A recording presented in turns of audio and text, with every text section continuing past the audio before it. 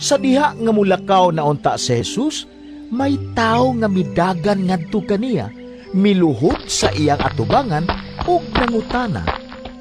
Maayong magtutudlo. Unsa may kinahanglan na kong buhaton? Aron madawat ko ang kinabuhing dayon. Nangutana si Jesus kaniya. Nganong miingon ka man nga ako maayo? Walay maayo gawas sa Dios. Nahibalo ka sa mga sugo.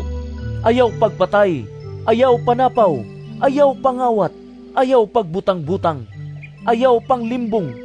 Tahura ang imong amahan ug inahan. Mitubag ang tao, Magtutudlo. Nagtuman ako ni ining tanang sugo. Sukad pa sa akong pagkabatanon. mitutok si Jesus kaniya, uban ang gugma, ug namulong. Usara ka butang ang kinahanglan nimong buhaton. Lakaw, ug ibaligya ang tanan mong katigayunan, ug ihatag ang halin ngadto sa mga kabus, ug maangkon mo ang mga bahandi sa langit. Unya, balik nganhi ug sunod kanako. Sa pagkadungog sa tao niini, naguol siya ug masulub o mibiya kang Jesus tungod kay dato man siya kaayo. Milingi si Jesus sa iya mga tinunan ug miingon kanila. Lisod gayod, alang sa mga dato ang pagsulod sa gingharian sa Dios. Nakurat ang mga tinunan sa pagkabati nila niini. Apan mipadayon si Jesus pagsulti. Mga anak, lisod gayod ang pagsulod sa gingharian sa Dios.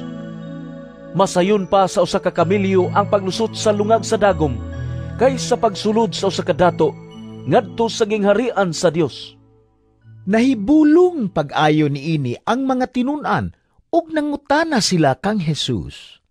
Kun mao ka na, kinsa raman ang maluwas? Mitan-aw si Jesus kanila ug bitubag.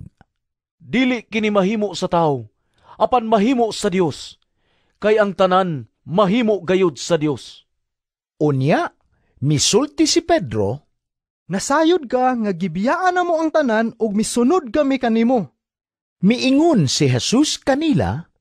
Sultihan ko kamo, nga ang mubiya sa iyang panimalay, o mga igsuon, o inahan, o amahan, o mga anak, o mga uma, tungod kanako ug tungod sa maayong balita, makadawat og labi pang daghan niining kinabuhia.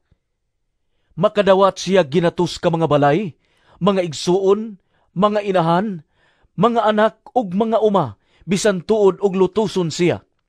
Ug sa umaabot nga panahon, makadawat siya sa kinabuhing dayon.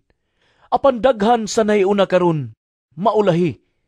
Ug daghan sa naulahi, nga karon mahiuna.